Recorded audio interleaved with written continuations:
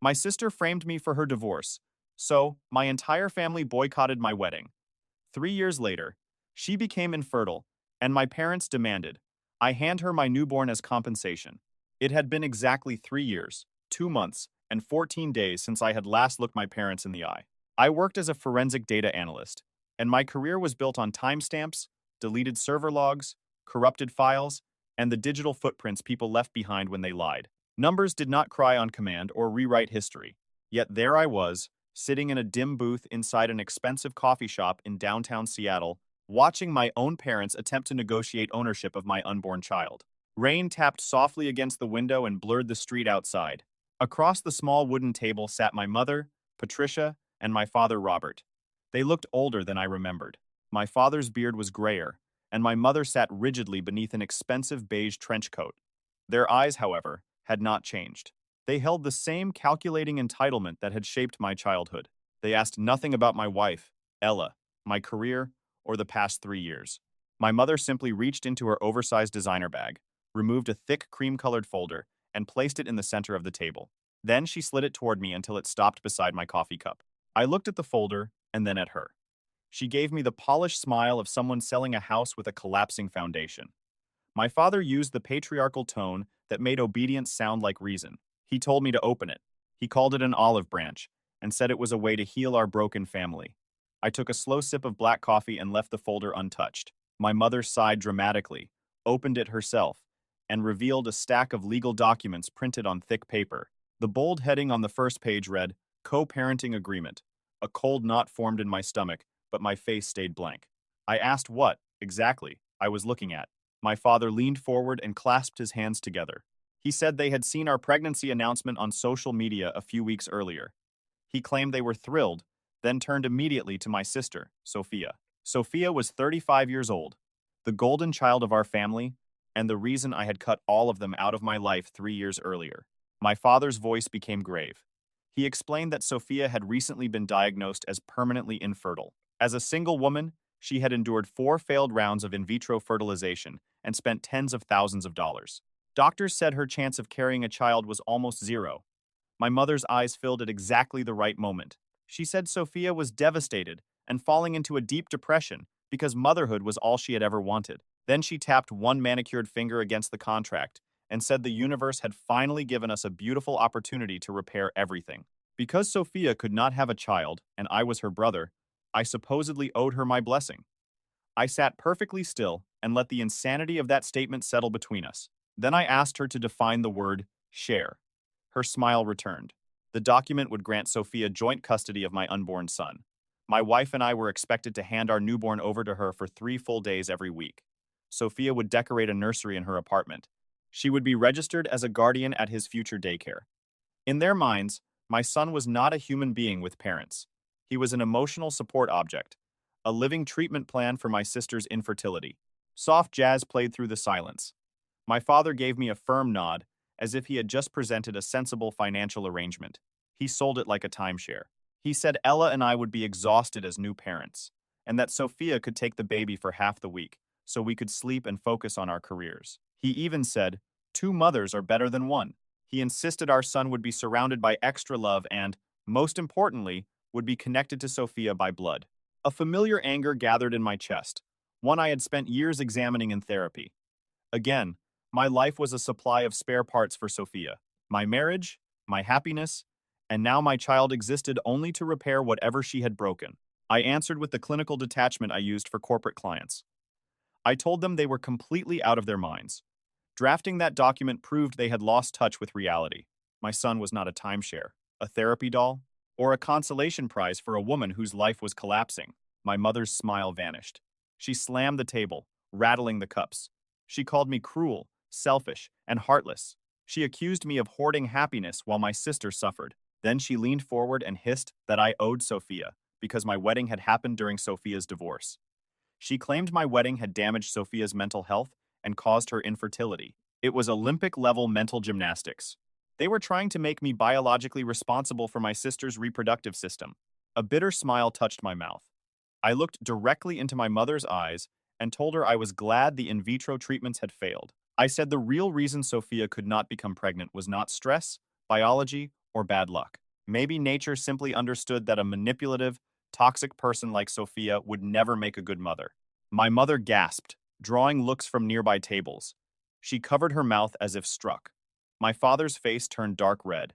He half rose from the booth and pointed a shaking finger at me. He called me a monster and a disgrace, ashamed to call me his son. He demanded that I apologize to my mother and take back what I had said about Sophia. I did not blink. I reached into my jacket, removed a small silver USB drive, and tossed it onto the contract. It landed over the signature line with a hard metallic click.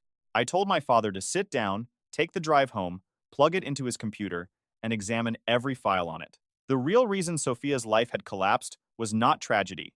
It was consequence. Then I asked him whether he wanted to know why Ethan had truly divorced her, why she had destroyed my wedding, and why every accusation she had made about me was a lie. I said the answers were on that drive, backed by dates, messages, and a sworn statement. I had the receipts. Then I stood, took my coat, and walked out. As the cold Seattle rain hit my face, my mind returned to the day that had ended my role as the obedient son. 3 years earlier, on a crisp September afternoon, I stood in a sunlit chapel waiting for Ella. It should have been the happiest day of my life. We had planned for 2 years, saved our own money, and booked a venue with wooden beams and huge windows. More than 150 guests had been invited. Yet as I stood there in my tailored black suit, humiliation rolled through me in sickening waves. Ella's side of the aisle was full. Her relatives, friends, and co-workers filled the pews. My side looked abandoned. Of 50 invited family members, only 4 came. 2 distant cousins from out of state, and 2 college friends. My parents were not there. Sophia was not there. My aunts, uncles, and grandparents were all absent. The empty benches pressed against my chest. I saw the sympathy in Ella's family's faces and heard the quiet whispers. I stood straight and forced a smile while suffocating inside. On my wedding day, my own blood had left me standing alone. When Ella walked down the aisle in her lace gown, she looked breathtaking. Then she saw my empty rose. When she reached me, she squeezed my hand, and her eyes held a quiet, furious sorrow on my behalf. We completed our vows and made it through the reception. My friends and in-laws bought me drinks, pulled me onto the dance floor, and kept me smiling for photographs. Beneath the music and champagne, however, betrayal burned through me like acid. Their absence was not caused by a conflict or misunderstanding. It was an organized boycott, designed by Sophia and enforced by my parents. A few months before the wedding, Sophia's marriage to Ethan had begun to collapse. Ethan was quiet and practical. From the beginning of their relationship, he had made it clear that he did not want children. He wanted a child-free life, and Sophia had agreed before they married. Sophia believed she could bend reality through pressure, tears, or deception. When Ethan filed for divorce after their conflict over children became impossible to ignore, she moved back into our parents' house and transformed herself into the family's ultimate victim. At the same time, Ella and I were mailing our invitations. Soon afterward, my parents called me. They said I needed to postpone the wedding indefinitely because celebrating love while Sophia went through a divorce was insensitive. They expected me to freeze my future for her emotions. I reminded them that we had paid thousands in non-refundable deposits. I also refused to punish Ella because Sophia's marriage failed. They responded with an ultimatum. If I did not cancel, they would not attend. I held my ground and told them they were free to choose. That should have ended it, but Sophia could not tolerate my refusal. My parents' absence was not enough. She wanted the entire day poisoned. She called our relatives with the same elaborate lie. She claimed Ethan was divorcing her because I had manipulated him. She said I took him for drinks and convinced him to leave her. She told our conservative grandparents that I had brainwashed Ethan into hating children. None of it made sense. I barely knew him. During their 3-year marriage, Ethan and I had spoken perhaps 5 times. But Sophia cried, and tears had always been her most effective weapon. Our family had always treated her like a princess needing protection. Not one of them called me for my side. They blocked my number, returned invitations without explanations, and united in righteous anger against the brother they had already decided was evil. Their punishment left me surrounded by empty pews at my own wedding. The next morning, while Ella packed for our honeymoon, I wanted closure. I did not plan to argue or make a scene. I drove to my parents' house for childhood boxes, intending to disappear afterward. When I unlocked the front door, the house was silent. I entered the living room and stopped. A small mahogany box sat open on the glass coffee table, its lid torn away and lying on the rug. It had held my late grandfather's vintage gold-plated pocket watch. His will said it should be given to me on my wedding morning. It was the only family heirloom that truly mattered to me. The watch was not inside the box. It lay on the hardwood floor near the fireplace. Its gold casing was crushed. The glass face had shattered into glittering fragments, and the delicate hands were bent backward, frozen in place. Someone had taken a heavy object, probably the iron fireplace poker nearby, and deliberately beaten it until it was almost unrecognizable. I knelt and lifted the ruined watch. A jagged edge cut my thumb, but I barely noticed. Footsteps sounded on the stairs. My mother and father entered the room, followed by Sophia. In an oversized sweater, she carried tea and looked entirely untroubled. I held up the broken watch and quietly asked what had happened. Sophia did not even pretend to feel guilty. She took a sip of tea and said she had suffered a panic attack the previous night. Knowing that I was celebrating a happy marriage while she signed divorce papers had supposedly triggered an emotional breakdown. She claimed she knocked it from the mantel while hyperventilating. It was an obvious lie. A solid pocket watch did not become crushed metal and shattered glass after an accidental fall. I waited for my father to discipline her or acknowledge reality. Instead, he sighed, crossed the room, and placed a protective arm around Sophia.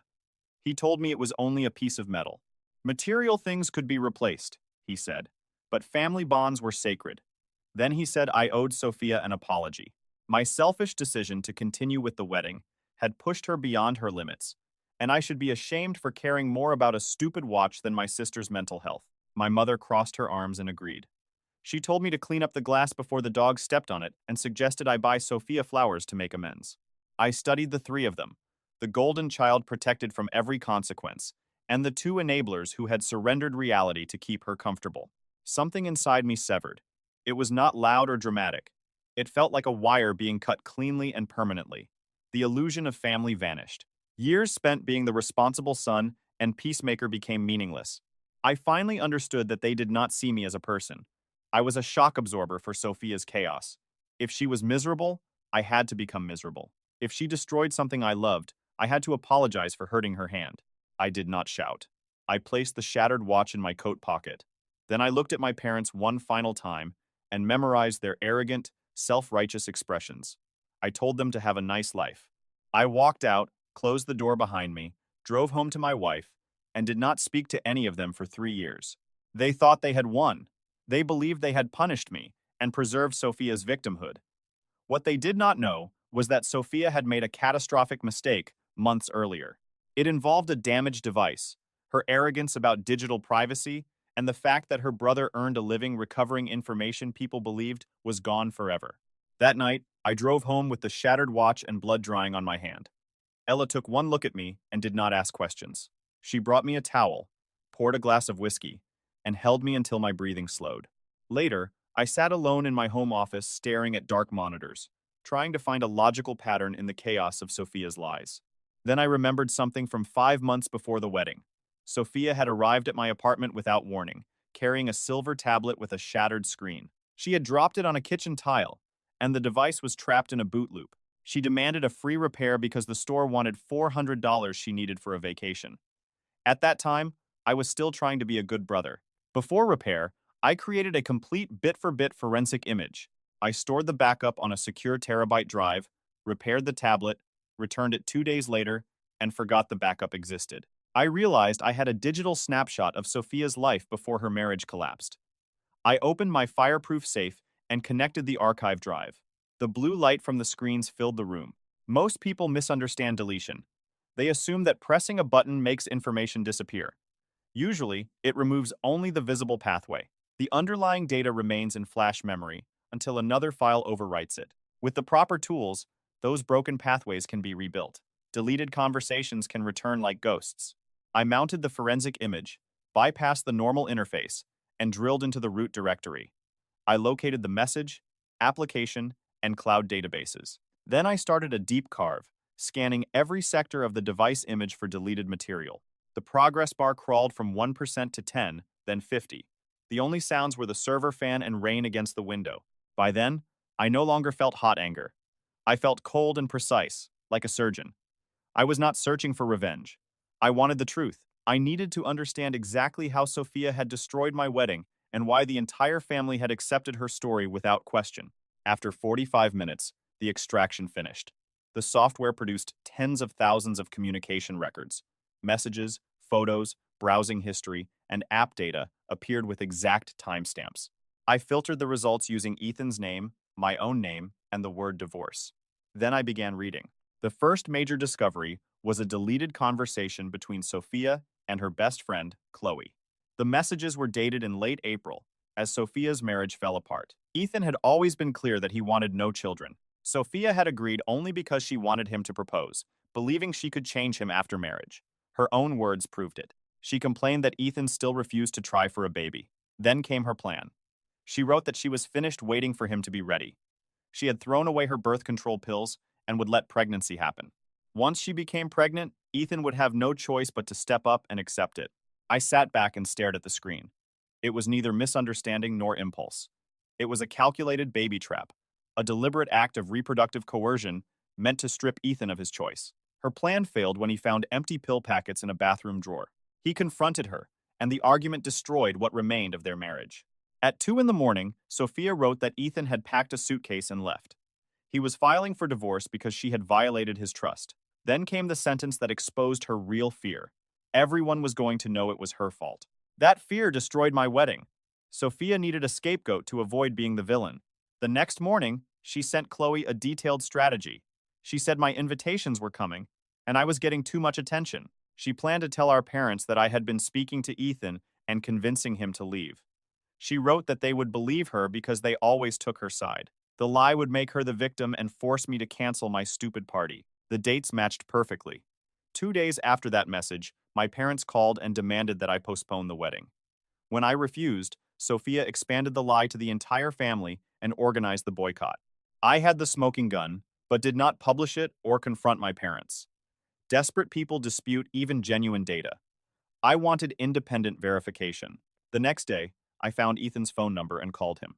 We met at a quiet diner outside Seattle. He looked exhausted by the divorce. I slid a printed transcript across the table and watched his face change as he read Sophia's private confirmation of the betrayal he had already suspected. Neither of us spoke. We had both been targeted by the same person. I asked whether he would sign a sworn, notarized affidavit stating that the divorce resulted from Sophia's reproductive deception and that I had never influenced him or interfered in their marriage. Ethan signed without hesitation. I locked the affidavit and USB report inside my safe. Then I chose peace instead of war. I removed my family from my life and built a calm, loving marriage with Ella. For 3 years, I left the evidence untouched. Then, my parents appeared in that coffee shop with a custody contract and demanded that I surrender my unborn son to the woman who had destroyed my wedding. They wanted a war. I was finally ready to give them one. By the time I reached my car, my father was flooding my phone. He called the USB drive a pathetic bluff and claimed he had thrown it away without opening the files. He accused me of manufacturing evidence. My mother left a sobbing voicemail threatening to hire a lawyer and sue for grandparents' rights so they could secure access to my child for Sophia. They thought legal threats would frighten me. Instead, I called Marcus, the sharp, no-nonsense corporate attorney who had helped establish my data firm. I explained the history, contract, threats, and evidence. Marcus drafted a formal response. We invited my parents and Sophia to his office to discuss their co-parenting proposal and settle the dispute. They accepted immediately, convinced that pressure had worked, and I was preparing to surrender. The meeting was scheduled for Tuesday afternoon in downtown Seattle. Marcus's office occupied the 30th floor of a glass tower. Its cold conference room had soundproof glass and a massive mahogany table. Ella stayed home. I refused to expose her pregnancy to their toxicity. Marcus and I waited as the receptionist brought them in. My mother entered first with the smug expression of someone expecting victory. My father followed, surveying the office as though it belonged to him. Sophia came last. She wore a plain, oversized cardigan and no makeup, carefully performing the role of a fragile, heartbroken woman whose only crime was loving too much. They sat opposite us. Marcus sat at the head, neutral and watchful. I sat directly across from Sophia and offered none of them coffee or polite conversation. My father placed the absurd custody agreement on the table and announced that he was glad I had finally come to my senses. He recited a speech about forgiveness and family unity. The baby, he said, would heal every wound I had caused. Then he repeated that I owed my sister a chance at happiness. Sophia dabbed dry eyes and gave me a poisonous smile. She said she was willing to forgive me for ruining her marriage. As long as we shared the baby, she said, we could become a real family again. I let her lie hang in the cold room. Marcus gave me a subtle nod. I connected my laptop to the projector. A large, high-definition screen descended from the ceiling. White light filled the room. I told my father that throwing away the USB meant he now had to read its contents in front of my lawyer. The first slide showed the recovered messages between Sophia and Chloe. I had highlighted the important lines. I read them aloud. Sophia had thrown away her birth control. She intended to become pregnant without Ethan's agreement because, once it happened, he would have no choice but to accept it. The blood drained from Sophia's face. My mother stared at the screen, speechless. The next slide showed messages after Ethan left. Sophia had written that she would blame me, that our parents would believe her because they always did, and that the lie would force me to cancel my wedding. Sophia slammed both hands against the table. The tissue fell from her fingers. Her fragile performance vanished. She screamed that the messages were fake. She accused me of hacking, fabrication, illegal spying, and destroying her reputation. Then she turned to our parents and begged them not to believe me, insisting that I had typed every message myself. My father rose to defend her, his face reddening as he called the evidence an illegal forgery. Before I could answer, Marcus calmly slid a thick bound document across the table. It stopped in front of him. Marcus spoke for the first time. His controlled voice changed the room. It was Ethan's sworn affidavit confirming the reproductive coercion, the true cause of the divorce, and my non-involvement. He said coercing a father to sign away custody through fabricated claims could approach extortion. Sophia's false statements, which had caused reputational and emotional damage, also created clear grounds for a civil defamation action. Then Marcus delivered the warning. If any of them contacted me, Ella, or our child again, appeared at our home, or repeated another lie online or in person, we would pursue a restraining order and a major defamation suit. The report and affidavit would enter the public record. Everyone they knew would be able to see exactly what Sophia had done and how my parents had supported it. The silence that followed was absolute. It was an empire of lies collapsing. My parents searched for a way to preserve Sophia's victimhood and blame me. There was nowhere left to go. The timestamps, recovered messages, sworn affidavit, and legal warning formed a wall they could not talk through. My father studied the projected messages, lowered his eyes to the affidavit, and finally looked at Sophia. For the first time, he looked at his golden child with disgust. He understood that he had boycotted his only son's wedding, destroyed his relationship with a future grandchild, and humiliated himself to defend a woman who had lied directly to him. My mother began to cry. This time, the sobs were not theatrical. They were gasping sounds of genuine panic. She reached for Sophia's arm, but Sophia jerked away. Her face twisted with rage because her secret was exposed and she had lost control of the story. My father turned and walked out without speaking. My mother grabbed her bag and hurried after him, calling his name down the hallway. Sophia remained, staring at me with hatred. I closed the laptop as the screen rose.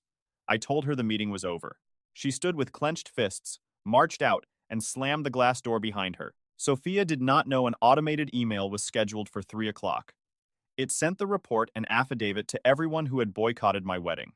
I added no defense or plea. I wrote one sentence. Here is the truth you chose to ignore. Do not ever contact me again. Within 48 hours, Sophia's carefully built world collapsed. The relatives she manipulated realized they had been used. Shame moved through the extended family. My phone filled with messages, emails, and voicemails. They begged forgiveness, blamed Sophia's tears, and apologized for missing my wedding. I answered none of them. They had chosen a story without evidence. They had helped humiliate me on my wedding day. Their regret did not create a place for them in my future. Sophia became a pariah in the family she had controlled. The people who once protected her began avoiding her. She had tried to steal my happiness to compensate for her own failures, and instead she created her own permanent exile. A week later, Marcus issued cease and desist notices. Our boundaries became iron. There would be no reunions, visits, calls, or second chances. My parents sent an elaborate gift basket to our house with a long handwritten letter. They blamed Sophia and begged to become grandparents. I donated the unopened basket to a local shelter and fed the letter into a shredder. I no longer believed the toxic idea that blood required forgiveness. When people proved they would destroy your life for comfort, you believed them. My parents had not made one mistake. They had made years of choices. They chose Sophia's lies over my voice. her tantrums over my wedding, her comfort over my grandfather's final gift, and her fantasy over my son's safety. 3 months later, my son was born. He was perfect. I held him in the quiet hospital light while Ella slept. Looking at his tiny fingers, I felt clarity beyond anger. He would never carry the suffocating weight of my family's entitlement. He would never learn what it felt like to be pushed aside for a golden child. He would never have to navigate my mother's manipulation, my father's enabling, or Sophia's endless need to control everyone around her. People imagine revenge as screaming or public humiliation. I learned that the most devastating consequence for a narcissist is complete, impenetrable silence. It is knowing the person they tried to break built a life where they no longer matter. My parents believed my son should serve as compensation for Sophia's infertility.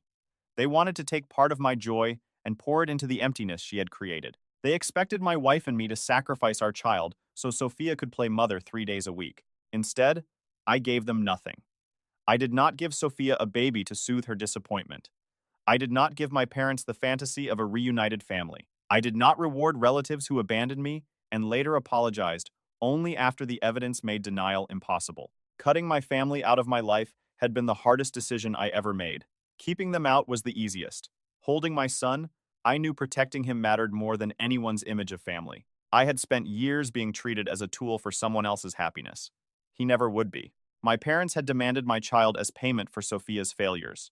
I refused. And in doing so, I gave my son the greatest gift I could offer. I gave him a life untouched by their poison. Looking at Ella and our newborn, I understood that family was defined not by blood or guilt, but by safety, truth, and love. For the first time in my life, I was looking at my real family, and I knew I had chosen them completely.